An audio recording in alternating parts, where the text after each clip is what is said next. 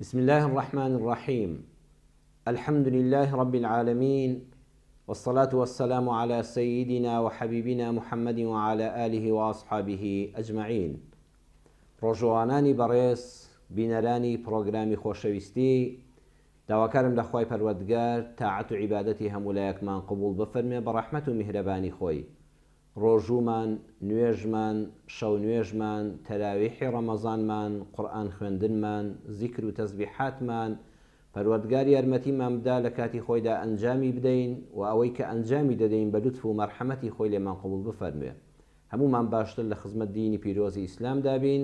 و حەقی ئەم مانگە پڕ بەرەکەتە کە مانگی پڕ بەرەکەتی ڕەمەزانە بدەین. بەدیدارتان شاد بووینەوە لە پرۆگرامی خۆشەویستیدا.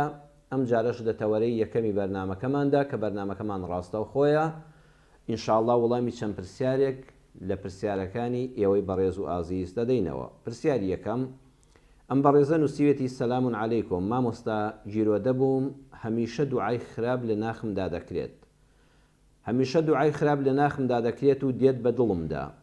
بێ هیچ هۆکارێ دوعای خراپ لە هەموو کەس و لە هەموو شتێک دەکەم، وەک وەسوەسەی لێ هاتووە و هەمیشە هەموو کاتێکم خەریکی بەرپەرزدانەوەیانم. ئایا ئەو دوعایانە قبوڵە یان نا؟ چونکە بەدەست خۆم نییە. و ئایا دەتوانم چیتر بەرپەرچی نەدەمەوە و ئیهمالی بکەم، چونکە تەنها بەوە چاک دەبێت. ئەگەر ئیهمالی بکەم ئایا قبوڵ نابن و هەمیشە پەنادەگرم بە خوای پەروەردگار و زیکرەکان دەکەم.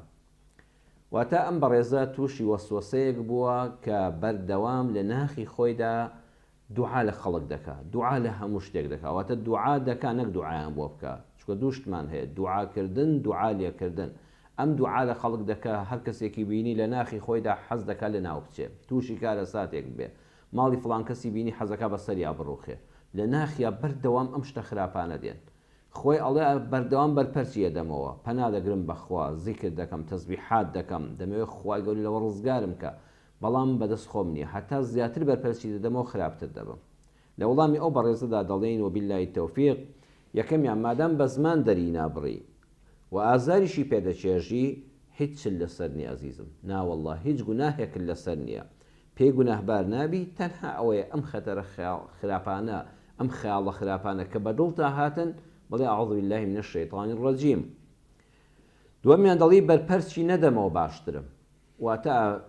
دڵت پێت دەڵێت دوعا لە فڵان کەس بکە، خوای گەورە لە ناوی بەرێت، وڵی نا دوعای لێ ناکەم، باخوا لە ناوی نەبا، خوای گەورە بەختەوەری بکە، ئەو زیاتر هانت دەداتەوە. ئەگەر بەرپەرچی نەدەمەوە باشترم، دەیتۆ هەر لێی گەڕێ، هەر لێی گەڕێ، نەخێر، ناوەڵڵا دوعاکانت هیچی قبوڵ نابێ و زەرەری بۆ کەس نابێ و زەرەری بۆ دین و ئیمانی خۆشن نابێ. ئەمە وەسوەسەیە کە لە ڕۆڵ تا دروست بووە، تەنها بە پەناگرتن بۆ خوای پەروەردگار و ئیهمالکردنی. ڕۆژی 100 جار دوعا لەم و لەو بەدڵتا هات، هەر ئاوڕشی لێمەدەوە. نەخۆت بە گوناهبار بزانە و نەیەقینت هەبێ هیچ دوعایەکت بۆ خەڵک دەڕوا و ماڵی خەڵک وێران دەکا و ژیانی خەڵک ناڕەحەت دەکا، نەخێر، ئەوانە هیچ ئەسڵ و ئەساسی نییە. مادام خۆشت وا دەزانی کە بەرپەرچی نەدەیتەوە و بیری لێ نەکەیتەوە باشتر بێ، دەیتۆ لەسەر ئەوە بە، نەخێر ئیهمالی کە وازی لێ بێنە. هەروەها هەوڵ بدە ئەم وەسوەسەیە بە کردار لە ناو ببە. یەکەم بە زمان بڵێ ئەعوذ بالله من الشەیطان الرەجیم، یعنی جارێک دوو جار، ئیتر شەرنی هەموو دەقەیەک هەر ئەمە بکەیت. ڕۆژی جارێک دوو جار کە ئەم وەسوەسانە بەدڵتا هات، پەنا بگرە بەخوا لە شەڕی شەیطانی نەفرەت لێکراوە، کە ئەمەیشی شەیطانە دەیهێنێتە دەرونی مرۆڤەوە. بە کرداریش هەوڵ بدە، دڵت پێت دەڵێت دوعای شەڕ لە خەڵک بکە، هەوڵی لە ناوبردنی خەڵک بدە، خۆزگەی ناڕەحەتی خەڵک بخوازە، تۆ بە کردار ڕەدی بدەوە، تووشی هەر کەسێک بووی تۆ لە پێشەوە سەلامی لێ بکە. واتە من خەڵکم ئەوەندە خۆش دەوێت، هەموو خەڵکم پێ لە خۆم باشترە، من تۆ بە برا گەورە بە کەسی خۆم دەزانم، لە پێشەوە تۆ سەلام لە خەڵک بکە. هەر شتێکی جوانی خەڵکت بینی، بڵێ ماشاء الله، بڵێ یا ڕەبی خوای پەروەردگار زیاتری پێ بدەیت. تۆ دڵت پێت دەڵێ خۆزگە بخوازە فڵان کەس هیچی نەمێنێ، بەڵام تۆ بە کردار بە زمان دەری بڕە، بڵێ ماشاء الله لێبێ، یا ڕەبی خوای گەورە زیاتر بە فڵان کەس بەخشی، خوایە بەرەکەت و ڕەحمەتی خۆت بەسەر منیشا بڕێژی. هەروەها هەر کەسێک هاوکاری پێویست بوو، بەپێی توانە ئەوەندەی دەسەڵاتی مادی و معنەویت هەبوو، بە قسە و بە کردار هاوکاری بکە. نەخێر ئەزیزم، تۆ هیچ گوناهباریەکت لەسەر نییە و ئەم بابەتە حتا زیاتر قۆڵی کەیتەوە، بۆ نمونە زیاتر بەرپەرچی دڵی خۆت بدەیتەوە، وەسوەسەکە زیاتر بۆ دێ. بەڵام ئەگە ئیهمالت کرد گوێت لە شەرعی خوای پەروەردگار ڕاگرت نەخێر ئەمە هیچ گوناهێک لەسەر تۆ نانووسرێ و بە پێچەوانەوە خوا ئەجرێکیشت دەداتەوە کە دڵ و دەروون ناڕەحەتە بەم بابەتانە و بە کردار خۆشبەختی بۆ مرۆڤایەتی دەخوازی و خۆشبەختی بۆ مسلمانان دەخوازی خوا بەمەش ئەجرت دەداتەوە. ئیهمالیکە لە بیری بکە نەدوعاکانت قبوڵن دوعا شەڕەکانت لە هیچ کەس دوعا شەڕەکانت دەڵێ ئینشەڵڵا دوعا خێرەکان جیران لای خوای گەورە دوعا شەڕەکانت لە کەس گیران نابن و زەرەر بە کەس ناگەێنن و هیچ زەرەرێکی بۆ دین و ئیمانی خۆت نییە و تۆ تەنها پشتگوێیان خا. پرسیاری دووەممان گەنجێک نووسیوێتی گەنجێکی کوڕ دەڵێت سڵاو مامۆستا تەمەنم 23 ساڵە دوکانی جلی ژنانەم هەیە حەزم لە ژنە دڵم بە کچێکەوە هەیە 4 جار بە باوکم وتووە بۆم بهێنە ئامادە نیە بۆمی بهێنێت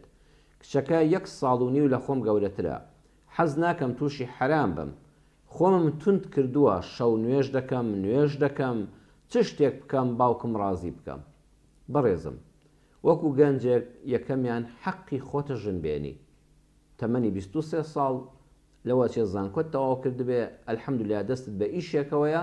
ڕێک تەمەنی ژن هێنانە چونکە پێغەمبەری خوا صلی الله عليه وسلم لە صحیحی بوخاریدا فەرموودەکە هاتووە کە دەفەرمێ يا معشر الشباب من استطاع منكم الباءة فليتزوج فإنه أغض للبصر وأحصن للفرج. أي كومالي گەنجان ئەی معاشری گەنجان ئەی کۆمەڵی گەنجان ئێوە کەسانی وەکو ئام گەنجە تەمەنتان گەیشتە 23 ساڵ 24 ساڵ 22 ساڵ هەر کەس لە ئێوە منکم هەر کەس با سەیری خۆی بکە ئەلباءەتە ئەمەی تێدا بوو توانای جەستەیی هەبوو بۆ ژنهێنان توانای ماڵی هەبوو شتێکت هەبوو بچیتە خوازبێنی ئافرەتێک و مارەیەکی ئاسایید بۆ کرا کە دڵی کچەکە ڕازی بکە و دڵی ماڵی کچەکە ڕازی بکە هەروەها کار و کەسابەتێکیشت هەبوو دوای ژنمارەکردن و گواستنەوە ڕۆژانە لە ژوورەوە بێکار نەدەبووی تووشی خەم و خەفەت و دەمەبۆڵەی خێزانیبی دەستت بە کارێکەوە هەبوو فەلیەتەزەوەج یەکسەر پەلەی لێ بکە دوای مەخە ئەم ساڵ مەخە ساڵێکی تر یەکسەر ناوی خوای لێبێنە و هاوسەرگیری بکە چونکە ئەوە چاوت دەپارێزێ. ئیسلام کاتێککە ئەمر بە گەنجان دەکا چاویان لە ئاستی ئافرەتی نامەحرەم بپارێزن لەولاوە دەرگای حەڵاڵی بۆ کردوونەوە ئەمە ئیسلامی ئێمەیە هەمیشە پێت دەڵێ تۆ نەزەر مەکە حەز دەکەی خەڵک سەیری خوشک و کچ و دایکت کا بە بێگومان نەخێت دەی خەڵکیش ئەو ئافرەتانی کە تۆ سەیریان دەکەی و بەلاتەوە جوان و نەزەریان لێ دەکەی ئەوانە کچی خەڵکن ئەوانە هاوسەری خەڵکن ئەوانە دایک و خوشکی خەڵکن بۆیە دەبێت کۆمەلگا حرمەتی پارێزرێ. بەڵام ئایا تۆ ئەم چاوت کە حەزی بە بینینی ئافرەتێکی جوانە بەچی تێریکە زەواج بکە هاوسەرگیری بکە خۆ ئەم دەرگا حەڵاڵی بۆ کردوێەوە ئەو کاتت چاوت بە ئاسانی دەپارێزی هەروەها داوێنت دەپارێزی داوێنت بەهۆی ئەوەوە کە ئینسان هاوسەر و حەڵاڵی خۆی لە ئامێزدا بوو ئارەزوەکانی بە حەڵاڵی خاڵی کردەوە تووشی حرام نابێ ئەم دەرگا حەڵاڵە لە خۆتان بکەنەوە ئەی گەنجان کەواتە تۆ ئێستا حەقی خۆتە کە بە ئیزنی خوا گەورە جەستت سەلامەتە و توانایەکی مادی وات هەیە شاگردوکانی یان نازام دوکانەکە هی خۆتە ئینشاءالله خوا ڕزقێکی حەڵاڵی پێبەخشیوی بای ئەوەندە مارەیەکی ئاسایی بکەی بۆ هاوسەری ژیانت هەروەها سوپاس بۆ خۆی ئەستاوە تا ئیشت هەیە هەلحالیان ئێستا ئیشت هەیە دوکان هی خۆت بێ یان شاگرد بیتێدا دەستت بە سەرەداوە بە کەسابەتێکەوە هەیە ئێستا تۆ واجبە ژن بێنی. دووەمیان بە تایبەت ئێستا وەزعەکەی تۆ دەڵی دوکانی جلی ژنان دوکانی جلی ژنان بۆ کوڕێکی تەمەن 23 ساڵ وەکو ئاگر و بەنزین وایە وەڵا برام یان دەبێت لەوێ بڕۆی یان دەبێت ژن بێنی حەڵاڵی خۆت نەبێ و بە بەرەکەتی ئەو ئیسلامەتیە و بە ئەخلاقی پاکی ناو خێزانەکەتان دیارە پەروەردەیەکی ئیسلامی کراون و پەنا بۆ شەو نوێژ و بۆ نوێژکردن و زیکری خوا دەبەی ئەوە نەبێ بەڕاستی نەچاوت بۆ دەپارێزرێ وەخوا نەخواسە هیچ زەمانێک نییە کە تووشی حرامی گەورەش ببی. بۆیە گەنجێک لە تەمەنی 23 ساڵی ڕۆژانە مامەڵە لەگەڵ چەندەها ئافرەت دەکا و کەلوپەلەکانی ئافرەتانن ئەوە بەڕاستیان دەبێت ئەو شوێنە بەجێ بێڵێ یان دەبێت هاوسەری هەبێ وەکە هاوسەریشی هەبوو چاوی تەنها هاوسەرەکەی خۆی ببینێ. سێمیان دەڵی دڵخوازم 1 ساڵ و نیو لە خۆم گەورەترە ئەوە هیچ کێشەیەک نییە ساڵ و نیوە گەورەترە 2 ساڵ گەورەترە 4 ساڵ گەورەترە ئەوە هیچ کێشەیەک لە بینی تۆ و ئەو هاوسەرتدا دروست ناکە. ئەلحەمدولله سوپاس بۆ خوای گەورە پەنات بۆ دینداری بردووە دەستخۆشی لێ دەکەم گەنجی بەڕێز ئینشاءالله لە شەو نوێژت لە نوێژەکانت لە زیکرەکانت لە تسبیحاتت لە چاوپاراستنت حتا خوا دەرگای ڕەحمەتت لێ دەکاتەوە هەمیشە ئەو کچانەی هاتنە دوکانەکەەوە ئەو خوشکانە وا بزانە دوا ڕۆژ دەبنە کچی خۆت و بزانە ئەوانە خوشکەکانی خۆتن چۆن حەز دەکەی حیا و حرمەتی خۆت بپارێزرێ دەبێت ئەوە حیا و حرمەتی خەڵکیش بپارێزی هەموو دوکاندارێک ئەمینداری خەڵکە، هەموو دوکاندارێک ئەمینداری خەڵکە. ئەو خەڵکە ڕێز و حرمەتی خۆی شەرەف و ناموسی خۆی دەنێرێتە ئەو دوکانەوە، ئەبێ تۆ ئەمینداری ئەمانەتی خەڵک بی. هەموو دوکاندارێکی بەڕێز ئەمجا پارەکەی حەڵاڵە، چەندە کەلوپەلەکەت ئەبێ ساغ و سەلامەت بێ، ئەبێ ئاوا دەست و داوێن و چاویشت پاک بێ بەرامبەر بە حرمەتی خەڵک، بەرامبەر بە ڕێز و شەرەفی خەڵک کە دێتە بەردەستت دێتە بەر چاوت، ئەبێ ئاوا پارێزگاری لێ بکەی بۆ ئەوەی نانی حەڵاڵ پەیداکەی. چوارەم ئەڵێ باوکم 4 جار پێم وتووە تەکلیفم لێ کردووە ئامادە نییە بچێتە خوازبێنی بۆم بێنێ. بە باوکی بەڕێزت دەڵێم ئەی باوکی بەڕێز و هەموو باوکەکان کاکە ئێوە بە قسەی ئەڵڵا بکەن. خی پەروەردگار سبحانه وتعالى لە قورئانە لە سوورەتی النور ئاەتی 32 دەفەرمێ وأنكحوا الأيام منكم والصالحين من عبادكم وإمائكم إن يكونوا فقراء يغنيهم الله من فضله والله واسع عليم.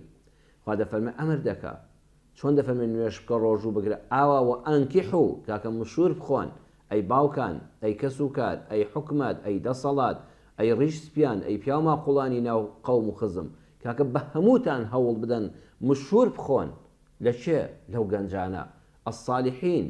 یعنی ئینسان چەندە ساڵح بێ هێستا معڕەزە تووشی زیناب بێ، تووشی نەزەر بێ پەنا بەخوای پەروەردگار. مادام کوڕەکەت ساڵحە، مادام نوێژ دەکا، ڕۆژوو دەگرێ، پەلاماری حرام نادا، دڵخوازێکی خۆی بەڕێک و پێک و بە شەرعی دۆزیوەتەوە، دەستی حرامی بەری نەکەوتووە، لێ نزیک نەبووەتەوە، ئەوێ بە شەرعی خوا بەداب و نەریتی کوردەواری ڕەسەنی خۆمان لە ماڵە نزیک بێتەوە. ئەی باوک هاوکار بە وأنكحوا، هاوکار بە مشهور بخۆ، بە هەمومان دەبێ مشهوری ئەو گەنجانە بخۆین. ئەوانە تا ئێستا تۆزە هەژارن، خوا دەرگای ڕزق و ڕۆزیان لێ دەکاتەوە. خەمن نەبێ بڵێ کوڕەکەم شاگرد دوکانێکە، وەڵڵاهی خوا بەرەکەت دەخاتە ڕزقەکەوە. هەر یەکێک لە ئێمە بەخوا کاتێک کە خێزان و منداڵمان نەبوو هەمومان هەژار بووین، کاتێک خێزانمان هێناوە خوا منداڵی بەخشی، خوا دەرگای ڕزق و ڕۆزەکەی لێسەر کردینەوە. ئەوە بەرەکەتی ئەو ژن و منداڵێکی ئێستا ئێمە منیش و جەنابیشتان بینەرانیش نان دەخۆین. ژن و منداڵی ساڵح بەرەکەتی ماڵە، بەخوا خوا ڕزقەکە زیاد دەکا. چێ لە ئێمە دەتوانێت نانی خۆی پەیداکە؟ بەخوا هیچ کەس. ئەو هەمووی فەزلی خوای پەروەردگارە. تۆ تەنها دەستێک دەجوڵێنیتەوە هەنگاوێکی کەم دەنێ، بەڵام ڕزق و ڕۆزی هەمووی خوایە. کە بوون بە 2 نەفەر بە ئیزنی خوای گەورە ڕزقەکە زیاد دەکا. کە مناڵ پەیدا بوو یەقینت هەبێ ڕزقی منداڵەکە لەگەڵ خۆیان دێ. مەترسن ئەی باوکان، ئەی باوکی بەڕێز، بەخوا تۆ گونەهبار دەبی. کوڕێکی ساڵح و ڕێک و پێک و ئەهلی نوێژت هەیە، تەمەنی 23 ساڵە، شوێنەی کارکردنەکەشی بەخوا لە مەترسیدایە بۆ دین و ئیمان و بۆ ڕەوشت و ئەخلاقی تۆش و ئەویش، بۆیە خێرا پەلە بکە، مشوری لێ بخۆ، بە قسەی بکە. دووەمیان باوکی بەڕێز، سوپاس بۆ خوا کوڕەکەت دیندارە و ناشەرعی نەکردو و عیبداری نەکردووی. ئەگەر خوا نەخواستە دەستی حرامی تێکەڵاو کردایە، ئەو کاتە بچوویە مەمنونی خەڵک بوویە. نەخێر، خێرا پەلە بکە، بە قسەی کوڕەکەت بکە. بۆ کاکەش دەڵێم برای بەڕێزم، بزانە باوکت لە چێ نزیکە، لە چ مامۆستایەکی ئاینی، لە چێ برادەرێکی خۆشەویستی خۆی، لە چ دراوسەیەک، لە خزمەکان، لە مامەکانت، لە خاڵەکانت، لەگەڵ چێدا زۆر بە قسەی دەکا، زۆر مطیعی قسەی چێیە، لەو کەسە نزیک بەوە. ڕای سپێرە بڵێ تکال لێ دەکەم مامە گیان، خاڵە گیان، مامۆستا فڵان کەس، کاک فڵان کەس، تکال لێ دەکەم تەکلیفێک لە باوکم بکە، بەڵکو بە شەرعی خوای پەروەردگار بە حەڵاڵی خۆم شاد متوشی نامەحرەمی و حرام نەبم. ئەمە ڕێگا شەرعیەکەیە. ئینشاءالله بیگرە بەر، ئومێدی سەرکەوتن بۆ دەخوازم برای ئازیزم. ئینشاءالله جارانیشکە کە پەیوەندیت کردەوە لەگەڵ هاوسەری و حەڵاڵی خۆتدا دەبی. پرسیاری سێیەممان بەڕێزێک نووسیوێتی سڵاو مامۆستای بەڕێز، دایکم زۆر ڕوو لە خوایە و پابەندە بە ئاینی ئیسلام، بەڵام زۆر وەسواسە. ئەگەر کەسێک بێتە ماڵێ پاش ئەوە ماڵەکە دەسڕێتەوە، یعنی هەر میوانێکمان بێ دەبێ ماڵەکە هەموو بسڕێتەوە دوای ئەو، حتا ئەگەر کچەکانیشی دێنەوە چەند شەوێک لای دەبن کە ئەوان دەچنەوە هەموو ماڵەکە پاک دەکاتەوە. مامۆستا ئەوەی دایکم دەیکات دروستە لە ڕووی دینەوە، ڕوونکردنەوەیەکمان پێ بدە، سوپاست دەکەین. ناوەڵڵا بەڕێزم برایان خوشکی نازەم بەو شێوە نازانم، دایکت ئەوەی دەیکا ئەوە وەسواسیە، ئەوە ناخۆشیە. دڵنیاین کە هیچ کەس لە پێغەمبەری خوا صلی الله علیه وسلم دیندارتر و پاک و خاوێنتر نەبووە، بەڵام هەرگیز پێغەمبەری خوا صلی الله علیه وسلم کە خوا لە قورئانە باسی کردو بەردەوام میوانی هەبووە، بەخوا هیچ ماڵەکەش نەسڕاوەتەوە. ئەم کاری دایکی بەڕێزت وەکو دینداری دەیکا پێغەمبەری پێشەوامان صلی الله علیه وسلم وای نەکردووە. ئێوە کوڕکچەکانی دەستی بگرن، مەهێڵن، بڵێ دای نابێ شوێنی ئەو ئینسانە، ئەو موسڵمانە، ئەو مرۆڤە پاک و پوختە. ئیترم سڕینەوەی بۆ چییە؟ کچی خۆتن، نەوەکانی خۆتن، کاتێک کە بەسەردان دێنەوە دوای هەموو ماڵەکە بسڕێتەوە یان گەستک دەدرێ ئاساییە بەڵام هەمووی دیسان تووشی ناڕەحەتی بیدەستی بگرن مەهێڵن چونکە ئەم وەسوەسەیە تا لێی زیادکەی خراپتر دەبێت وەسوەسە نەفس و دەروون پێت دەڵێ ئەم شوێنە جارێک بیستڕەوە بە قسەت کرد کە پێویستی سڕینەوە نەبوو دەڵێ دوو جاریکە سێ جاری تر چوار جاری تر تۆ زیاتر ڕۆدەچی بۆیە ئەوەی دڵسۆزی دایکت بێ ئەوەی دایکت دەیکان نەخێر دینداری نییە وەخوا پێی خۆش نییە و پێغەمبەری خوا صلی الله علیه وسلم نهی لەم کارانە کردووە بۆیە ئێوەش دەستی بگرن یارمەتی بدەن بە زمانی شیرین بڵێ دایجان پرۆشی تۆمانە با وەسوەسەکە لێت پیستر نەکە ئەمە دینی خوای پەروەردگار چی ئەمر پێکردووە بۆ پاک و خاوێنی ئێمە لە خزمەتای بەڵام دین ئەمری بەم شتانە نەکردووە ومێدەوارم ئینشاءالله خوای گەورە دایکی شت لەو وەسوەسەیە ڕزگارکە لەگەڵ هەموو موسڵمانان بەڕێزان بەرنامەکەمان ڕاستەو خۆیە ناوبڕێکی زۆر کورتمان لەبەردەمایە تەوەرەی یەکەمی بەرنامەکەمان لێرەدا کۆتایی پێهات لە تەوەرەی دووەمدا دوای ناوبەڕ ڕاستەو خۆدەینەوە خزمەتتان و بەو دوو ژمارەی کە لەسەر شاشەی کەناڵی دیمەندەی بێنن ئینشاءالله دەتوانن پەیوەندیمان پێوە بکەن بسم الله الرحمن الرحیم دووبارە سڵاوی خوای پەروەردگارتان لێبێ بینەرانی زۆر بەڕێز و ئازیز بەرنامەکەمان ڕاستەو خۆیە ئەو دوو ژمارەی کە لەسەر شاشەی کەناڵی دیمەندەی بێنن دەتوانن پەیوەندیەکانتان وەرگین بە ئیزنی خوای پەروەردگار گفتوگۆ بکەین پەیوەندی یەکەممان خاتو نور فەرموو دادەجان فەرموو خوشکە نور خاتو نور ئەگەر جوویستی دەنگی ئەمێ فەرموو السلام عليكم مامۆستا عليكم السلام ورحمة الله خوشکە دڵ ڕووناکەکەم سپاسەکەم پیرۆزبایی ڕەمەزان لێ دەکەم مامۆستا یا ڕەبی لە تو لە جل مسلمانان پیرۆز بی ئامین یا ڕەبی ئەم مانگە پڕ بەرەکەتە لە دنیا و لە قیامەتێ بەڕاستی مامۆستا هیچ پرسیارێکم نەبوو تەنیا دەستخۆشی و خوادن لە دنیا و لە قیامەتێ حەزت کات و دوعای خێرمان لێ بکە و وەسەلام عەلەیکم وەڕەحمەت الله وبەڕەکات عليكم السلام ورحمة الله وبركاته خوشکە نور خوای گەورە پاداشتی ڕێزی شداتەوە زۆر سپاسی دوعای خێرت دەکەمش دوعای خێرمان هەیە ئینشاءالله خوا سەلامەتتان کە یا ڕەبی خوشکە دڵ ڕووناکەکەم دەستەکانت خۆش بێ مانگی پڕبەرەکەتی ڕەمەزان ئینشاءالله بۆ هەموو لایەکمان بۆ هەموو موسڵمانان و هەموو ئیماندارانی سەرزەوی بەڕاستی ڕەحمەت و میهرەبانی خوایە ئێمەش خوا یارمەتیمان بدە ئەوەی بەڕێمان کردو خوا لێمان قبوڵ کە بۆ داهاتوش ئەو ڕۆژانەی کە ماون بە ئیزنی خوای گەورە جوانتر لە خزمەتی دابین و حەقی ئەو مانگە پڕبەرەکەتە بدەین بەڵێ پەیوەندێکی ترمان لەگەڵە خاتو شاناس فەرموو مامۆستاگیان سەلامی خوا لێبێ سڵاوی خوا لە خوشکی بەڕێزی خۆم دادە شاناس مامۆستاگیان ناوە زەحمەت نەبێت دەربارەی حەوتم بەڵێ ئەتوانی ڕوونکردنەوەیەکمان بۆ بدەیت ئەگەر نەو بێ بڵێن بۆ نمونە بۆ کوڕیەک دانە بکەی ئایا بە حەیوانەکە چی بێ ئەنجا مامۆستا بۆچی ئەگەر بژمرێ بێ بۆی بکەی ئەو مناڵە بۆ خۆی باشەیە بۆ دایک و باوکەکە بۆ دنیاە بۆ قیامەت ئەگەر ڕوونکردنەوەیەکان بێ دێ من وتم بەسەر چاو دادە شاناس بەسەر چاوەێژێ مامۆستاگیان دەربارەی ئەوەن کاتێککە بانگە فەرمی بکەم بۆ نمونە 5 فەرزە بە دوایەوە بیڵیتەوە خێرە بەس تۆ ناتوانانی لەگەڵ بانگ بێژەکە بیڵیتەوە ئایا بە سەرعی بیڵیتەوە ئەو ئەدر و پاداشە دەستەکەوێ بەسەر چاوی شەڵا وڵامت دەدەمەوە بە ئیزنی خوای گەورە گوێبیست بە بیستی مامۆستا لەگەڵ ڕێزما بۆ بە ڕێزیش بۆ هەنێمە لاڵێن تەراویع بە کۆمەڵ بیدعەیە چیوا بۆچی ئەڵێن ئەویشت بۆ باز دەکەم خوشکە باشەکەم سپاس مامۆستاگیان خوا پاداشتە باتەوەی خۆت و ستافەکەم خوا لە ڕازی بێ خوشکە باشەکەم خاتو شاناس پەیوەندێکی ترمان لەگەڵە خاتو ئاشنا فەرموو دادە ئاشنا السلام عليكم باش مامۆستا عليكم السلام ورحمة الله خوشکە باشەکەم خوا لە ڕازی بێ خوا سلامەتی خۆ مامۆستا ئەجێ نەبیێت پرسیارم هەیە پرسیار یەکەمت خوشکی من پرسیار یەکەم ئەو سوژودانەی ئاینین کە مۆسیقایان لەگەدا حەڵاڵە بێ ڕاگریک ئەسرودی ئاینی بە مۆسیقاوە بەسەر چ ئەوە یەک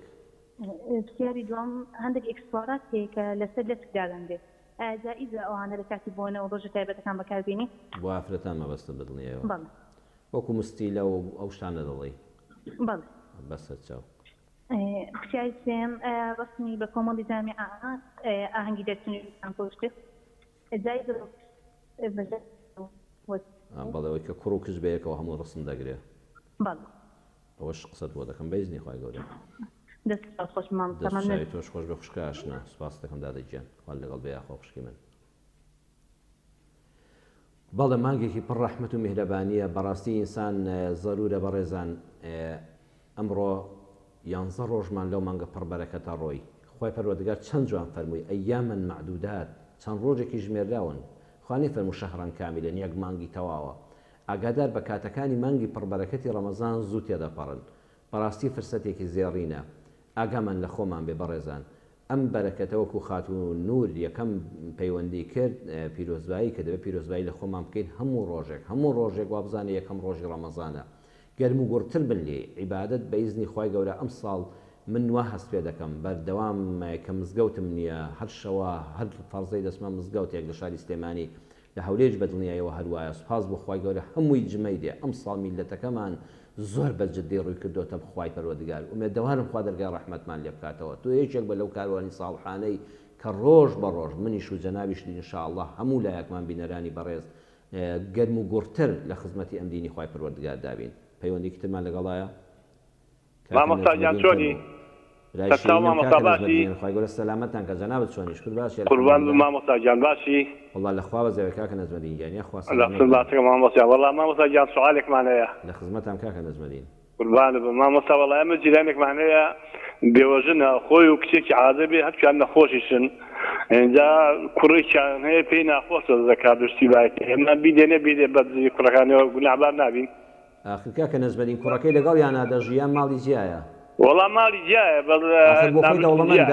دەوڵەمەندە یارمەتیان دەدا یان بۆ خۆشی دەستکورت و هەژارە بەخوا وەڵا خۆی پێشمەرگەیە نازانم یارمەتیانە بەس پێشی ناخۆشە خەڵی یارمەتی زەکاتی باتێ بەسەر قسەت بۆ دەکەم قوربان پەیامەکەت بێژ کاکە نەزمەدین زۆر پێخۆش خۆی داواکە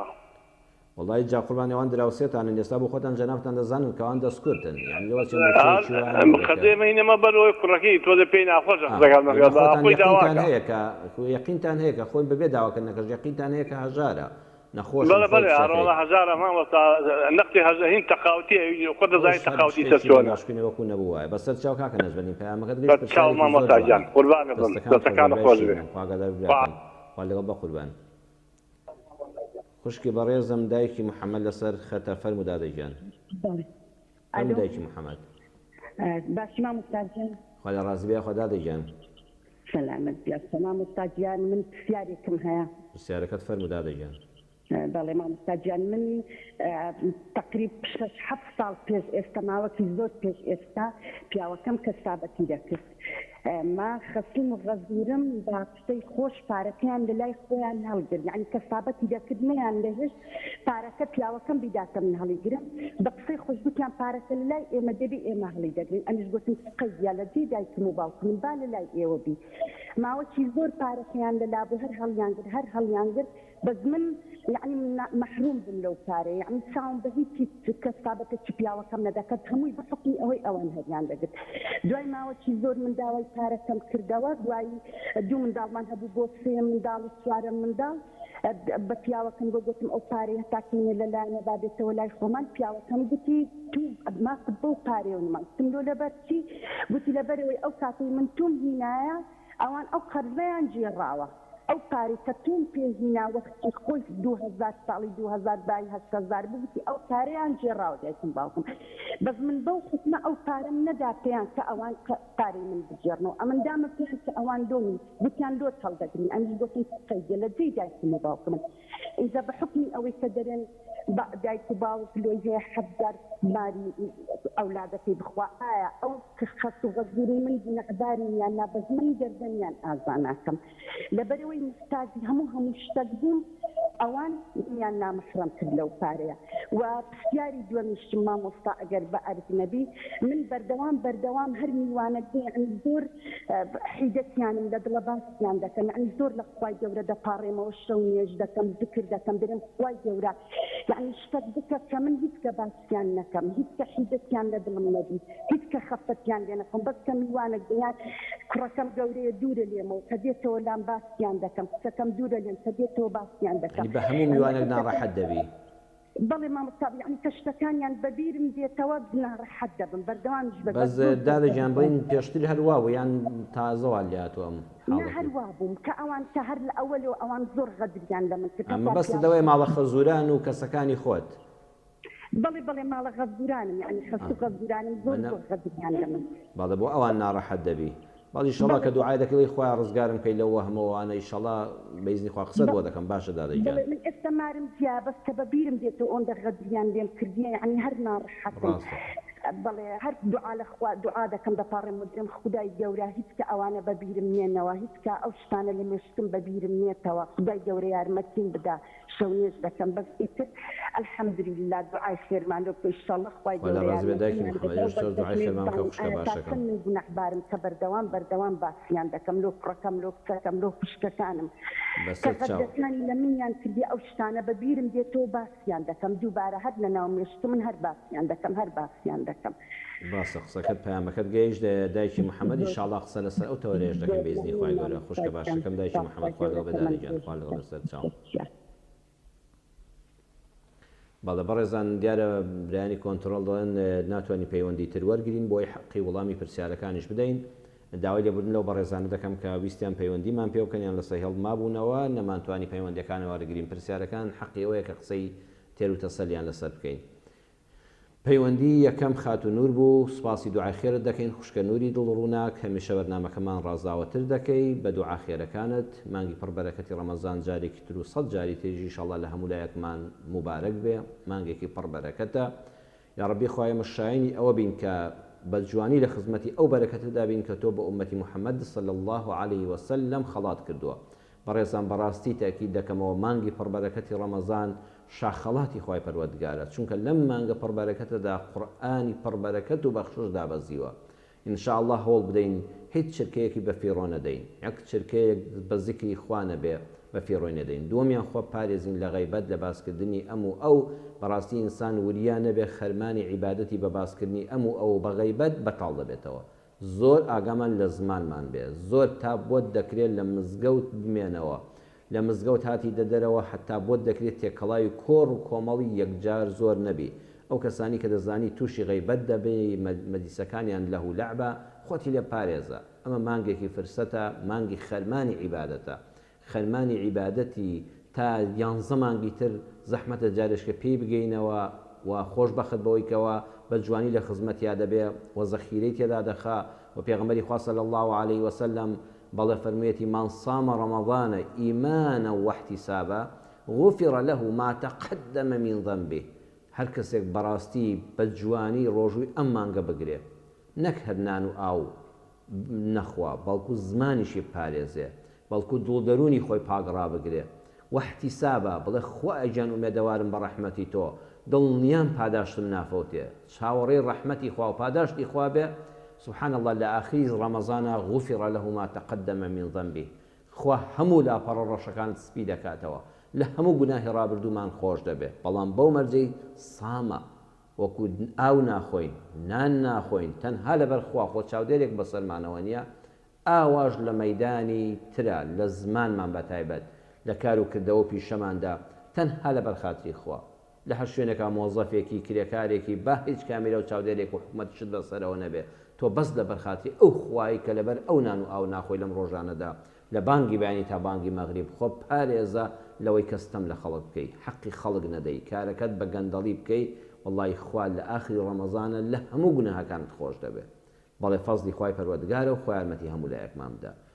خاتو شاناس خوشکی بەڕێزم فەرمووی بۆ حەوتم بەڵێ حەوتم بریتە لەو مەڕە منداڵی پێدەوترێ حیوانی حەوتمی پێدەوترێ لە ڕۆژی حەوتەمی لە دایکبوونی منداڵدا کوڕ بێیان کەس بێ ئاژەڵێک حیوانێک دەکرێت بە سەر دەبڕدرێ و لێی دەخورێ و دابەشی سەر دراوسێ و کەسەکان دەکرێت وەکو پێشوازی ئەم منداڵە تازە لە دایکۆ و شکرانەی خوای گەورەی لەسەر دەکەی. لە فەرموودە داهاتۆ بۆ منداڵی کوڕ دوو حیوان بۆ کچیش حیوانێک و ئەگەر کەسێک نەبوو وەکو خاتوشاناس فەرمووی یەک حیوانیش بەڵێ بۆ کوڕ کافیە یەک حیوان بۆ کوڕەکە کافیە پێویست ناکە بیکەی بە دوو حیوان خۆت قەرزارکەی ئەلحەمدوللا کە پارەی کڕینی حیوانێکت هەیە لە حەوتەم ڕۆژە بۆی بکە. ئەو حیوانە ئەگەر حیوانی سپی بێ وەکو مەبەستمۆیە مەڕ بێ لە شەژمان بەرەو ژوور کە بەرگنەکەی بوو بە خوری بۆ حەوتم دەشێ یعنی هەمومان خەڵکی لادەین و مەڕووماڵاتمان بینیوە بەرگنەوەی قیتە لەسەر پشتی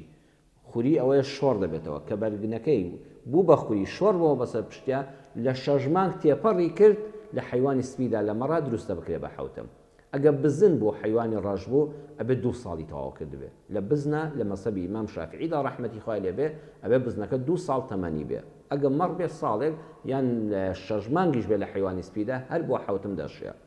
و خۆتان لی بخۆن و کە سوکاری ژن و پیاوەکە ماڵە خەزورانی هەردوو لە باشتر وایە کۆ بکرێنەوە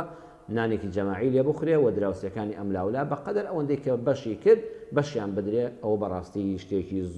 زۆر باشە ئەڵێ بژمرێ هەر بۆی دەکرێ بەڵێ بژمرێ حیوانی حوتم بۆ منداڵ هەر دەکرێ ئەو منداڵی کە حوتمی بۆ بکرێ بە ئیزنی خوای پەروەردگار کە بە منداڵی مردووە خوای گەورە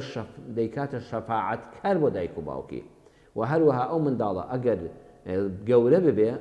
ساڵح دەبێ ئەو منداڵانی کە حوتمیان بۆ دەکرێت بەویستی خوای پەروەردگار ئەولادێکی ساڵحیان لێ دەردەچێ و سونەتێکی زۆر گەورەی پێغەمبەری خوای صلی الله علیه وسلم ئەگەر مردیش حوتمەکەی هەر بۆ بکە مادام بە زیندوی هاتوۆتە سەر زەوی ئەو کاتە خوای پەروەردگار دەیکاتە تکاکار و شەفاعەتکاری ڕۆژی قیامەت بۆ دایک و باوکی وتت بە فەرمووت بانگ بدا و جوابی بدەیەوە بەڵێ بەڕێزان بانگدان کاتێک کە بانگبێژ بانگ دەدا لە مزگەوتەوە گوێمان لێ دەبێت یان لە تەلەڤیزۆنەوە گوێ لێ دەبێت یان لە مۆبایلەکەتەوە گوێ لێ دەبێت قسەی دنیایی مەکە وەڵامی بدەوە ئەڵێ فریان ناکەم با فریا دەکەوی ئەو دەڵە الله ئەکبەر الله ئەکبەر عادەتەن بانگدەر چەند چرکەیەک دەوەستێ تۆ یەکسەر لەگەڵ ئەوە بڵێ الله ئەکبەر الله ئەکبەر وتی ئەشهەدو ئەن لا إله إلا الله کە ئەو بێدەنگ بوو تۆ بڵێ ئەشهەدو ئەن لا إله إلا الله إلا لحي على الصلاة وحي على الفلاح تو ماذا حي على الصلاة وحي على الفلاح بلا لا حول ولا قوة إلا بالله لا حول ولا قوة إلا بالله كوتي لا إله إلا الله لك وتاي بانك كذا تو بلا لا إله إلا الله جاري واشيتو مشغول اشتكي بانك يشو حي على الصلاة وأنا تو يكسب السريع بلا الله أكبر الله أكبر أشهد أن لا إله إلا الله أشهد أن لا إله إلا الله أشهد أن محمد رسول الله أشهد أن محمد رسول الله خيرا لقال يا بيله حتى دقيتو ببانك بيجاكا للدعيش دا صلاة دبدل لصفيغمبر صلى الله عليه وسلم ودعاء اللهم رب هذه الدعوة التامة والصلاة القائمة هتاك وتعيب خونا هر كسك لكاتي بانك دا كجوي لبانك لبانك بيجا أوا ولامي بانك كبداته دعاء وسيلة وفضيلة بخونا اللهم رب هذه الدعوة التامة والصلاة القائمة أو بخونا بيغمبر صلى الله عليه وسلم مش دعوة شفاعتي بيغمبري خواي بواجب دبي بويا خاتو شاناس خوشکی بەڕێزم لەگەڵ بانگ بێژەکەدا وەڵامی بانگەکە بدەوە وەگەر جاری وایە دواکەوتی یان ئاگال لێ نەبوو بانگدەر نیوەی بانگەکەوت بوو تۆ بە سەریعی بیڵێ هەتا دەگەیتەوە بە بانگ بێژ و ئەو فەزڵە لە دەست خۆتان مەدەن خی گەورە لەو فەزڵە بە نسیبمانکە ئەفەرمووی هەندێک دەڵێن نوێژی تەراویح بە کۆمەڵ بیدعەیە نەخێر بیدعە نییە چونکە پێغەمبەری خوا صلی الله عليه وسلم خۆی چەند شەوێک نوێژی تەراویحی کرد و مسلمانان لە دوایەوە بوون بەڵام دواتر کەوازی لێهێنا مەبەستی ئەوە بوو کە ئەم پێغەمبەری ڕەحمەتە ئەوەندە خەمی ئێمەی ئومەتی بووە کە ترسا لەوەی ئەگەر هەموو شەوێ بەردەوام بێ و لە مزگەوت بە کۆمەڵ بکرێ خی گەورە بیکا بە فەڕز و دوایی ئێمە چەند جارێک نتوانین بچینە مزگەوت و بەشداری نوێژی بە کۆمەڵی تەراویح بکەین گوناهباری لای خی پەروەردگار بین ئەو ڕەحمەتە نەیکرد بەڵام سنەتی خولەفای ڕاشیدین و سنەتی پێغەمبەر صلی الله عليه وسلم اعتباری هەیە ئیمامی عومەر ڕەحمەتی خوای لێ بێ پێشنوێژی دانا بۆ پیاوان پێشنوێژی دانا بۆ ئافرەتان و فەرمووی باشترین بیدعە و داهێنراوێک ئەم نوێژی بە کۆمەڵەیە کە بە تەراویح کە تەراویح بە کۆمەڵ دەکرێت ناوەڵا خوشکە شاناز و هەموو ئیمانداران دڵتان بەو شتانە سارد نەبێتەوە نوێژی تەراویح بە کۆمەڵ لە مزگەوتە هیچ بیدعەیەکی تێدا نییە چونکە ئەسڵەکە هەیە کە پێغەمبەر صلی الله عليه وسلم بۆ خۆی کردوویەتی با هەموو ڕەمەزانەکەشی نەکرد بێ و خولەفای و خەلیفەی دووەمی ڕاشیدین کە عومەری کوڕی خەتاب ڕەزا و ڕەحمەتی خوای لێ بێ زیندوی کردەوە و تەنزیمی کرد و بەڕاستی هەزار ڕەحمەتی خوا لە ئیمامی عومەر بێ کە ئەم بەرەکەتەی هێنایەوە ناو ئومەتی ئیسلامیەوە بە دڵگەرمیەوە یەک شەومەی هەڵن خوشکان و برایان تەراویحی بە کۆمەڵتان لە مزگەوتە بفەوتێ و ئەو ئاڕائشازانش کابرا بۆ خۆی نایکە حەقی خۆیەتی قەی ناکە بەڵام وا باش نییە کە مێشکی مسلمانان مەشغوڵکەین والله دەبێت ئەمڕۆ مەمنونی خەڵک بین بچێتە مزگەوت والله تەراویحی ناو نوێژی مزگەوت و نوێژی بە کۆمەڵ زۆری فەرقە بەڕێزان لەگەڵ تەراویحەکاتەوە بۆ خۆت بە تەنیا لە ماڵەوە بە ساد و سڕی بیکەی زۆری فەرقە نەخێر هیچ بیدعەیەک نییە و ئەسڵی سونەتە ئینشاء الله تعالى دادا ئاشنا سێ پرسیاری هەبوو پرسیاری یەکەم دەڵێت سرودی ئاینی بە مۆسیقاوە حەڵاڵە خودی مۆسیقا زانایان جیاوازیان لەسەری هەیە زۆرێک لە زانایان پێیان وایە مۆسیقا بە هەموو شێوەیەک حرامە زانایانیش تریشمان هەن کە زانایانی معتەبەرن قسەیان لێوەردەگیرێ بەلایەنە وایە مۆسیقا بۆ حەڵاڵ حەڵاڵە و بۆ حەرام حەرامە واتە خودی مۆسیقاکە حەرام نییە ئەگە سرودەکە ئاینیە ستایشی خوای پەروەردگارە ستایشی پێغەمبەری خوایە صلی الله علیه وسلم ستایشی ئادابە ئیسلامیەکان و ئاینی ئیسلامە ئەمە مۆسیقاکەش لەگەڵیا حەڵاڵە ئەمە لەسەر ڕێی بەشێکی گەورە لە زانایان بەڵێ منیش خۆم گوێ لێ دەگرم ئەو سرودانەی ئاینین و لە تەلەڤیزۆنی ئیسلامی بە ڕێزەکانەوە لێ دەدرێ مۆسیقاشی لەگەڵا من وەکو خودی خۆم لەسەر ڕێی ئەو زانایانە کە بە حەڵاڵیان زانیوە بەڵێ گوێگرتن لێ حەڵاڵە بەڵام ئەگە برایەکمان خوشکێکمان وتی وەڵا ئەوە حەڵێ حرامە من پێم حرامە ئەڵێن قسەی تۆش ڕاستە هەندێک لە زانایانیش فەرمویانە مۆسیقا بە هەموو شێوەیەک حرامە تۆ بەڵام مافی ئەوەت هەیە خۆت گوێ لێ نەگری و منیش مافیەوە منێ بڵێم تۆ گومڕاوی بۆ بە حرامی دەزانی یان دواکەوتووی هەردووکمان ڕێز لە ڕەئی زانایانی پایەبەرزی ئیسلام بگرین من وەکو خۆم گوێ لەو سرودانە بۆ مۆسیقاوە دەگرم و پێم حەڵاڵە بە ڕێزیشت کە بۆ نونە گوێ لێ ناگری ڕێز لە بۆچوونەکەی تۆش و لەو زانایانەش دەگرم کە پیان حرامە بەڵام هەر شتێکە خلافی زانانی لەسەر بوو حرامەتی قەتعی لەسەر بڕیار نادرێ بەڵێ داداشنا دەتوانی زۆر بە ئاسایی گوێ لەو سرودە ئاینیانە بگری کە بە مۆسیقاوە لە تەلەڤیزۆنی ئیسلامی بە ڕێزەکانەوە لێ دەدرێت دەڵێ ئەوی سوارەتەنی بۆ ئافرەت وەکو مستیلەیەکە و یان شتێکە و زنجیرێکە لە پەنجە دەکرێت لە دەست دەکرێت لە مناسەبەتدا هەموو شوێنێک کە ئافرەت تێدا بەشدارە لە بۆنە کۆمەڵایەتیەکاندا ئەگەر تێکەڵاوی ژن و پیاوی تێدا بوو بەڕەهایی ئەوە هیچی شل لە دەستانە بێ هەر حرامە ئەگەر مەجلیسەکە خۆی بوو تۆ لەگەڵ خوشکەکان تای لەگەڵ براکان تای لەگەڵ باوک و دایک تای لەگەڵ مام و خاڵ تای مەجلیسێکی خێزانیە کە نامەحرەمێکی تێدا نیە تۆ دەستەکانت بە دەرەوەی مستیلەی تێدا بێیان تێدا نەبێ بەتایبەتی بۆ کۆڕی ئافرەتان کۆڕ و سیمینارێکی ئافرەتانە بۆنەیەکی کۆمەڵایەتێکەوەی تێدا بەشدارن زۆری ئافرەتانن ئەوە نەخێر هیچ حرامێکی تێدا نییە ئەو کەلوپەلانە تەنان لەگەڵ زێڕیش بن بۆ ئافرەتان خوشکی بەڕێزمدا داشنا حەڵاڵ و هیچ شکالێکی لەسەر نییە بەڵام هیچیشل لە دەستان نەبێ بۆنەکە تێکەڵاوی ناشەرعی تێدا بێ ئەمە پەیوەندی بەوە نیە ئیسکسواراتێک بەدەستەوە یان بەدەستەوە نیە هەر کۆڕەکە بۆ خۆی حرامە کە نامەحرەمیەتی تێدایە و تێکەڵاوی کوڕکچی بە ناشەرعی تێدایە و نەزەر و دەست بەریەککەوتنی تێدایە ئەوە پەیوەندی بەوە نیە تۆ هیچ لە پەنجەدا یان پەنجەدانە ئەبێ خۆتی لێ بپارێزی ئەڵێ ڕسمی بە کۆمەڵی جامیعە حرامە بەڕێ من وەکو خودی خۆم پێم حرامە لەبەرەوەی ئەو کوڕکچانە نامەحرەمن بە یەکتر و حرمەتی ئافرەتیش پارێزراوە هەرچەند کچەکانی ئێمە کوڕەکانی ئێمە لە جامیعەدا الحەمدوللا خەڵکی واعین دیندارن ڕۆشنبیرن و هەمووی وە خوشک و برای یەکسەی دەکات بەڵام نەوەکو سیفات گورگێکیش هەیە لەناو هەموو چینێکە شازێک هەڵدەکەوێت بۆی حرمەتی هیچ کچێک نەشکێ و ئافرەت کاتێکە شوو دەکا ئەزانی چەند سەربەرزە بڵێ وەڵڵاهی ڕۆژێک لەگەڵ کوڕێکا ڕسمێکم نەگیراوە ڕسمی جامیعە زۆر ئاساییە کچەکان بە یەکەوە ڕسمی خۆیان بگرن کوڕەکانیش بە یەکەوە ڕسمی خۆیان بگرن بەڵام ئێمە هیچ کلتورێک و دابوونەریتێکمان نابێ پێ قبول بێ کە پێچەوانەی پرەنسیپە بنەڕەتیەکانی ئاینەکەمان بێ هەموو ڕستمێکی جەماعیش بەڕاستی لە ڕووی شەرعیەوە دوشمە دواتر هەڵدەواسرێت دواتر خەڵکی کە زۆر دەیبینێ لەوەچی ئەم ڕسمەی جەنابەت وەکو کچێک لە ماڵی کوڕێکە هەڵواسراوە 100 کوڕ دەچێتە ئەو ماڵۆسی ڕسمی جەنابەت دەکات ئەوە نیە لە ناو مۆبایلەکەی خۆتا بمێنێتەوە ڕسمەکان بڵاوە پێ دەکرێن نەقڵ دەکرێن خەڵکێکی زۆر نەزەری لێ دەکا هەتا بۆتان دەکرێت لەو ڕسمە بە کۆمەڵانە لەگەڵ ئەو کوڕانی کە وەکو براشتانوان خۆپارێز بن بەڵام کچەکان بەدڵنیاییەوە بۆ خۆیان ڕستم بەیەکەوە بگرن لەگەڵ مامۆستا ئافرەتەکاندا ئەمە شتێکی باشە کاکە نەجمەدین دەڵێت جیرانێکمان ئافرەتێک و کچەکەی هەردووچیان بەیەکەوە دەژین و کوڕێکیان هەیە کە لێیان جیایە پێشمەرگەی و دیارە موچەیەکی کەمی هەیە نەخۆشن بەڵی بەڵێ ئەمڕۆ ئەوەی کە نەخۆش بێ بەڕاستی داماوە و خۆشی تەنانەت ناچار بۆ کە داوا دەکە ئافرەتێکە و کچێکی هەیە موچەیەکی خانەنشینی کە بە لەو حکومەتە گەندەڵە بە زیاد نەبێ هەزار جار کە زۆر بە سوکایەتی بۆ مرۆ لە هیچ وڵاتێکی دنیادا باوەڕ ناکەم ئەو سوکایەتی بە خانەنشین بکرێ لە هیچ وڵاتێکی ئەم سەرزەوێدا شکم نایە سوکایەتی بە موچەی خانەنشین بەو شێوەیە بکرێ خانەنشین پیرێژنەیەکی ئاوا کچێکی نەخۆشی معەزەز مکەڕەم دەبێت لەلایەن دەوڵەت و حکومەتەوە بەخێو بکرێ لە هەموو دنیادا ئەوە هەیە ئیلا بەداخەوە لێرە نەبێ جاکە ئەمەی حکومەتە گەندەڵەکە نایکا ئەبێ موسڵمانان ئاگایان لێبێ ئەم کوڕەشی هەموو کوڕێک عیزەتی نەفسی هەیە پێ ناخۆشە دایکی هاوکاری مادی بکرێ بەڵام بەدڵنیاییەوە ئەم کوڕە بۆ خۆی هەبووە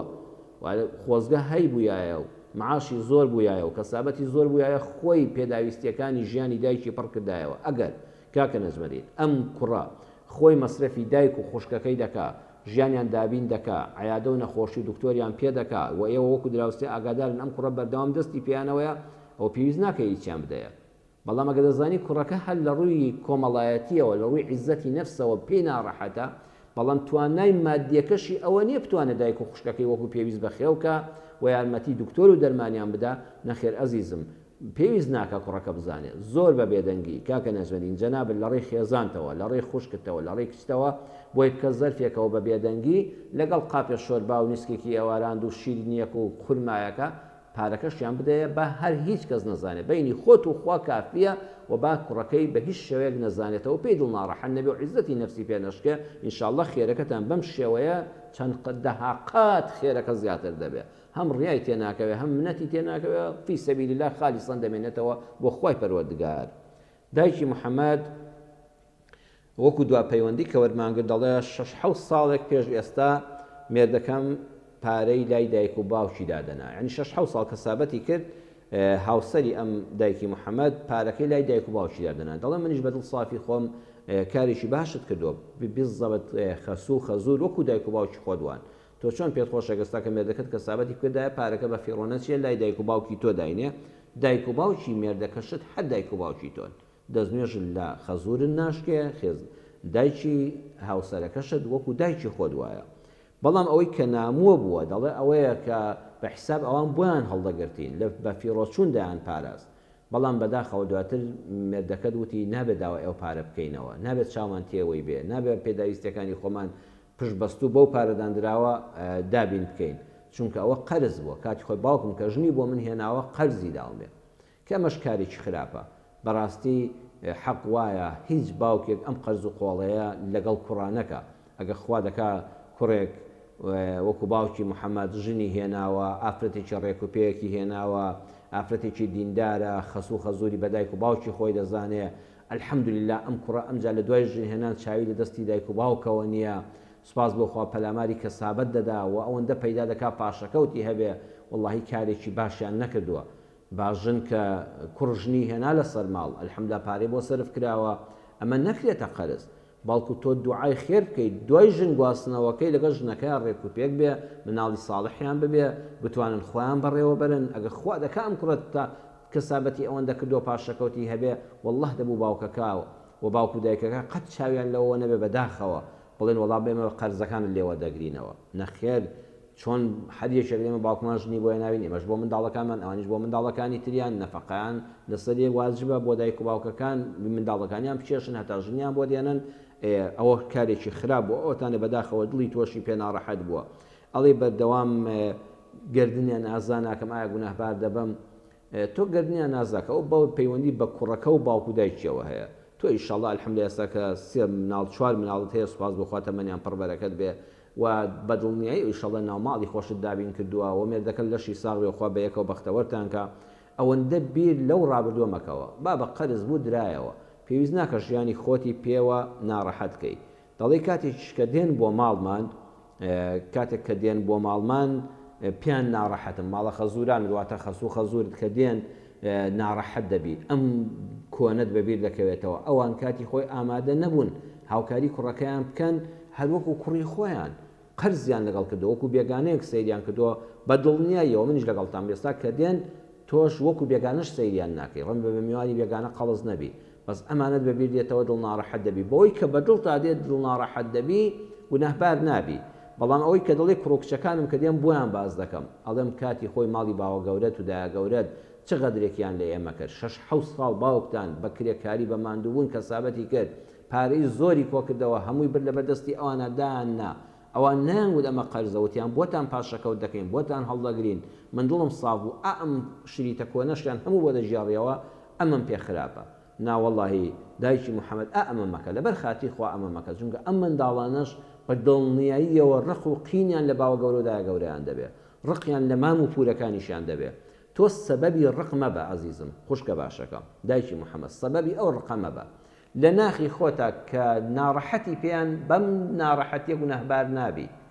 کە کە دوعاش دەکەی دەڵێ خوای گیان ئەم بابەتم لەبیر بچێتەوە خوا بەمە ئەجرت دەداتەوە ئەها دەتەوێت دڵت پاکەیتەوە ئێستا تۆ لە دووڕیانێکای هەموو مرۆڤێک مەلایکەتیشی لەگەڵەوە شەیطانیشی لەگەڵە فریشتەکانی خوای پەروەردگار پێت دەڵێن فریشتەکان پێت دەڵێن گردنی هەموو خەڵک ئازاکە گردنی هەموو خەڵک ئازاکە دڵت پاکەوە ئەوە لایەنی مەلایکەتیە لە لەشماندا هی منیش وایە هی جەنابیشتان بینەرانی بەڕێزەوە شەموتانوان یعنی زۆر جار نیزاع لە بینی خۆتا دروست دەبێت لایەنێک پێت دەڵێ لە دەروون تا دەڵێ گردنی ئازاکە وازی لێبێنە لا یادیکە ئەوە لایەنی مەلایکەتە لەولاوە لایەنی شەیاطینی پێت دەڵێ نانا قەت لە بیری مەکە قەت گردنی ئازامەکە دوعای شەڕی لێ بکە بۆ منداڵەکانتی باسکە ئێستا مانگی ڕەمەزان لە شەیاطینیەکان بە فەرمودەی پێغەمبەر صلی الله علیه وسلم کۆت و زنجیر دەکرێت لایەنی فریشتەی لە هەر یەکێک لە ئێمەدا زۆر بەهێزە مانگی ڕەمەزان مانگی لێبوودەیە دایکی محەممەد ئینشەڵڵا لە پێناوی خوای گەورەدا ئەوەی خەتەرەی کە ئەو ڕق و قین وەکو چی وایە غەدر لێکردا و وەکو تۆپێک گەنج بێنە بیکە بە دیوارێکە قوڕێک بێنە تۆپەڵێک قوڕ بێنە بیدە بە دیوارێکە ئەگەر نەشی گرێ کەوتە خوارەوە شوێنەوارێک بەجێ دێڵێ ئەو شوێنەوارە لە دڵی ئینسانە هەر دەمێنێ هەر کەسێک غەدری لێ بکرێ ستەمی لێ بکرێ ئەو شوێنەوارە هەر ماوە لە دڵە خوا بەمە گوناهبارم ناکە بەڵام بەوە ئەجری گەورەت دەداتێ بڵێ خوا گردنیان ئازابێ خوا دەکا هاوسەرم سەلامەت دەبێ منداڵەکانم ساڵح دەبن خوا پەک ناخا ئینشەڵڵا خوا سەدقاتی ئەومان پێدەبەخشێتەوە سوپاس بۆ خوا ئێستا مێردەکەشم و منیش بنت باری خەزورم نین ئێستا من زۆر خۆشە بۆ تۆ ئەوە تا قەرزەکە دراوەتەوە ئێستا ئێوە عایلەیەکی سەربەخۆن باوک و دایک هەر ئەجریان دەمێنێ نابێت لەگەڵ مادە تێکەڵاو بکرێ ئەجری دایک و باوک لەسەر ئەم کوڕە هەرماوە و لەسەر تۆش هەمیشە وەکو دایک و باوکی خۆت سەیریان کە تکاتان لێ دەکەم بینەرانی بەڕێز هەموو لایەکمان باوک و دایک مەبەستن بە مادەوە دایک و باوک هەڵەیان کردووە بەڕاستی کارێکی ناشرین بۆ قەرز و قۆڵەل لەگەڵ کوڕێکا بکەی کە تازە ژنی هێناوە لە جیاتی پشتیوانیوی پارەی بە قەرز بدەیە و دوایی لێ بستێنیەوە لە جیاتی دەستخۆشی لێ بکەی کە وەکو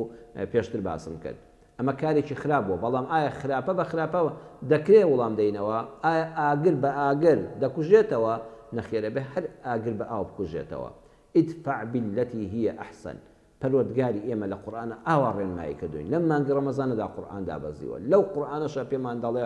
ادفع بالتي هي أحسن بەردەوام تۆ بە چاکە پاڵ بە خراپەوە نێ بەردەوام تۆ بە چاکە پاڵ بە خراپەوە نێ خراپە بە خراپە وەڵام مەدەوە بەڵام جارێکە تەکیدت لێ دەکەمەوە دایکی محەممەد ئەم بابەتە بۆ کوڕ و کچەکانت باز مەکە با تۆ سەبەبی هەڵوەشانی خێزان نەبی ئەمانە دڵیان پاکە منداڵانەکە پێدەگەن ئەم کوڕ و کچانە ئێستا کاتێک کە دەبیستن غەدریان لێکراوە غەدر لە باوکیان غەدر لە دایکیان باوکی یارمەتی نەداون لەگەڵ باوە گەورە و دایە گەورە و بنە ماڵەی مامەکان و پورەکانیاندا ساردی دروست دەبێت سیلەی ڕەحم دەپچڕێ بۆیە تۆ سەبەبی و هۆکار مەبە بۆ پەیوەندی خزمەتیەکە کە بپچڕێ بۆی تۆوە زمانی خۆت بگرە داوای سەلامەتی بۆ هاوسەرت بۆ خۆت بۆ لەشساغی و تەندروست باشیتان بۆ منداڵەکانت کە ساڵح بن داوای ڕزق و ڕۆزی لە ئەڵڵا بکە ڕۆزی دەر هەر خوایە ئەم ناداتێ و ستەمی لێکراوە فەڕەزنا خۆ دەرگا ڕزقی خوای پەروەردگار نەبەستراوە خوا لە شوێنێکەوە بە ئیزنی خوا بۆتان قەرەبوو دەکاتەوە تۆ ئینشاءالله خوا خۆشی دەوی وەلایەنی فریشتەیت بەهێزە کە دڵی خوا دڵم پاکەیتەوە ئەم شتە لە دڵ مالاچێ بەڵام شوێنەوارەکە بە دڵنیاییەوە هەتا مردن هەر دەمێنێ بەڵام ئەوەی بەسەر دەرونی خۆتا زاڵی و دوعای شەڕ ناکەی و دەتەوێت دوعای خێر بکەی ئینشاءالله خوا پاداشت دەداتەوە بەڕێزان ئەمە وەڵامی ئەو چەند پرسیارە بوو کە بە تەلەفۆن لێمان کرا و سێ پرسیاریشم جواب دایەوە کە لە ڕێی پیجەکەەوە پێمان گەیشتووە لە کەناڵی دیمەنەوە ومێدەوارم کە ئینشاءالله تعالی باشتر لە خزمەت دینی پیرۆزی ئیسلام دابین ژیانێکی کەم و کورتە بە دەروون پاکی بەسەری بەرین یەکێ لەو پرسیارانش کە ڕۆژانە لێمان دەکرێ و لە پرسیارەکانی تریشە لەلامە کە بۆمان هاتووە پرسیارێکە ئەگەر کاتێک مابێ وەڵامی ئەویش بدەمەوە ئەویش ئەوەیە هەندێک خەڵک دەپرسێ برایەکەم خزمێکم هاوڕێیەکم تەکسێکی هەیە تەکسی شڕەیەکی هەیە خانووی خۆشی هەیە بەڵام خێزانی زۆرە بەڵام خێزانی نەخۆشە بەڵام منداڵێکی نەخۆشی هەیە منداڵێکی شەلل دەماخی هەیە عیلاجی زۆری هەیە یعنی ئەو پارەی کە پەیدای دەکا فریا ناکەوێت ئایا ئەمانە سەرفتریان پێدەشیە ئایا ئەمانە زەکاتیان پێدەشیە بەڕێزان مسکین لە قورئانە ئەو کەسە نییە کە هەر هیچی چینێ ئەو فەقیرە هەر هیچ چینی لەسەر ساجی عالیە مسکین ئەو کەسەیە خانووشی هەیە شڵەسارەیەکیشی هەیە کەلوپەلێکی ماڵیشی هەیە بەڵام ئەوەی واریداتی مانگانە و ڕۆژانە کە پەیدای دەکا لەگەڵ مەسرەفەکەدا بەبێ ئەوەی زیادە مەسرەفی بکە فریان ناکەوێت موچە خۆرێکە ئەم موچەیە 3 مانگە نەدراوە فەقیرە ئەم هەموو ژیانی بۆ بە قەرز نەخۆشێک یەخوا لە ماڵی هیچ کەسێکمانە نەبێ پەنا بەخوا بە یەک عادە هەموو موچەکە هەڵدەلووشێ سایق تەکسیەکە یان جاریوە ساری بارێکیشی پێ لەوە چە لە مانگێکە یەک باری بەر بکەوێت خۆ ناکرێت بەڵی سارەکەت بە فرۆشە بیخۆ ئێوە بژێوی ژیانە لەسەر چییە کار و کەسابەتەکان بەداخەوە بەهۆی نەعەدالەتی حکوومەت و گەندەڵی وڵاتەکە بە کاملی کار و کەسابەت بۆ فەقیر و هەژارەکە کەم بووە پارە لە لای چەند کەسێک قۆرخ بووە عالەمەکەی کە بەداخەوە بۆتە تەماشاکار ئەوەی کە خێرەومەندە ئەوەی کە زەکاتی هەیە وا مەزانە بڵێ دەبێ ئەم ئینسانە هەر هیچی نەبێ مسکین ئەوەیە بە نەسی قورئان ئەمە السەفینەة فەکانەت لمەساکین یعملون فی البحر لە سوورەتی کەهفە دەفەرمێ ئەو کۆمەڵە مسکینە هەژارە کە سەفینەیەکیان هەبوو یعنی بەلەمیان هەبوو کەشتیان هەبوو خەڵکیان پێدەگواستەوە نەفەریان پێدەگواستەوە نەفەر هەڵگریان هەبوو وەکو تەکسی ئەمڕۆ بەشە پاسێکی هەبوو بەڵام خوا دەفەرمێ مەساکینن بۆ چونکە خێزانیان زۆر بوو چونکە ئەو پاری کە پەیدایان دەکرد بەشی بژێویەکی شایستە بە ژیانی مرۆڤی نەدەکرد بەشی بژێویەکە و دەرمان و دکتۆری نەخۆشەکەی نەدەکرد کە زۆر خەڵک گرفتاری ئەوەیە پارەی هەیە موچەی هەیە لەولاوە کرێتیە بەشی کرێخانەکەی پێنادرێت کوڕەکەی ژنی بۆ هێناوە قەرزدار بۆتەوە لەسەری ئەمانە بەڕێزان هەمویان زەکات و سەرفتریان پێدەشیا ئەوەندە وردی مەکەوە تۆ وا بزانی نابێت نان لە تەشتیا بێ ئەمجا سەرفترەکەتی بدەیە ئەمجا زەکاتی بدەیە و تادمان لەسەر ئەوەش پێشکەش کردووە یەکێک لە ئەو شتانەی کە مرۆڤ پێویستە زەکات و سەرفترەی لە پێناوە بدا پاراستنی شکۆی مرۆڤە عیزەتی ئینسانە بە ئەم هەژارە بەهۆی هەژاریەوە شکۆی لە کەدار نەبێ لە ناو ماڵ و منداڵ یا شکۆی نەشکێ و بەهۆی قەرزاری و نەبوونی و نەداریەوە شکۆ عیزەتی مرۆڤایەتی نەشکێ زەکات مرۆڤ هەڵدەستێنێتەوە لە زەلیلی ڕزگاری دەکات جا ئەم زەلیلێ بە هەر شێوازێک بەسەر مرۆڤ هات چاوی بۆ بژێڕە تۆ دەستباری بە و خێر و سەدەقەی خۆتی بدەیە و مانگی ڕەمەزان ئینشاءڵڵا ئەوانەی کە شتێکیان لەبارایە با دەستیان کراوەتر بێ وەڵڵاهی مانگی بەخشینە وەڵڵاهی فرسەتێکی زێڕینە فەقیر و هەژارێکی گەلێک زۆرمان هەیە بە ئیزنی خوا چاود وردکەوە لە نزیکترین کەسەکانی خۆتەوە و تا دوورترینیش ببینە بە ئیزنی خوای پەروەردگار درێخی نەکەین هەر ئەومان بۆ دەمێنێتەوە داواکارم لە خوای پەروەردگار نوێژ و ڕۆژ و تاعەت و عیبادەت و دوعاکانمان لێوەرگرێ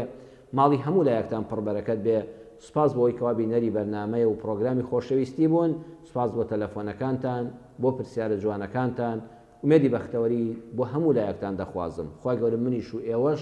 ژیانێکی پڕ لە خۆشەویستیمان پێ ببەخشێ خۆشەویستی ئێمە و پەروەردگارمان خۆشەویستی ئێمە و پێغەمبەری ئازیزمان صلی الله علیه وسلم خۆشەویستیمان بۆ دینە جوانەکەمان پابەندبوونمان بە ئیسلامی ئازیزەوە تون دەست بە دینەکەتانەوە بگرن وەسیەتم بۆتانەوەیە دینەکەی خوای پەروەردگاری ئیسلام شاخەڵاتی خوایە شەقامە ڕێگەی ڕاستە تا دەدباتە بەهەشتەوە تون دەستی پێوە بگرن پابەند بین بە ئاینی ئیسلامەوە سەربەرزیمان بوونمان عیزەتمان هەمووی پێوەستە بە ئیسلامەوە ئەگەر ئیسلام خوا نەخواستە لە دەست دەین هیچمان نامێنێ یا ڕەبی خۆیان کەم و کوڕیەکانمان بۆ پڕکەیتەوە ئەو کەسانی کە نەخۆشن شیفایان بدەیت زمانمان بەڕۆژووە ئێوەش بڵێن ئامین یا ڕەبی خۆیان ئەوانەی نەخۆشن خۆیان شیفای بەخێریان بۆ بنێری ئەوانەی دەستکورت و هەژارن خوا دەرگای ڕزق و ڕۆزیان لێ بکەیتەوە ئەو کەسانی خەمبارن خوا دڵیان خۆشکەی ئەو کەسانی مشکیلەدارن یا ڕەبی خوا لەم بەربانگەدا لێت دەپاڕینەوە یا ئەرحەم الراحمین یا ڕەبی خوا مشکیلەکانیان بۆ حەلکە یا ئەڵڵا یا ڕەبی خوا ئەو ژنوێردانی کە ناکۆکن ئیسلاحی حاڵیان بکەی خۆشەویستی بژێڕیتەوە نێوان هەموو خێزانەکانەوە بەخوای پەروەردگارتان دەسپێرم دوعای خێر دەکەین و ئێوەش دوعای خێر بکەن بۆ ئەم برایانەش کە لەم پرۆگرامەدا هاوکار بوون و بەم گەنجە باشانە ئەم بەرنامەیە پێشکەش کرا خوای گەورە خێر بێنێتە ڕێی هەموو لایەکمان والسلام عليكم ورحمة الله وبركاته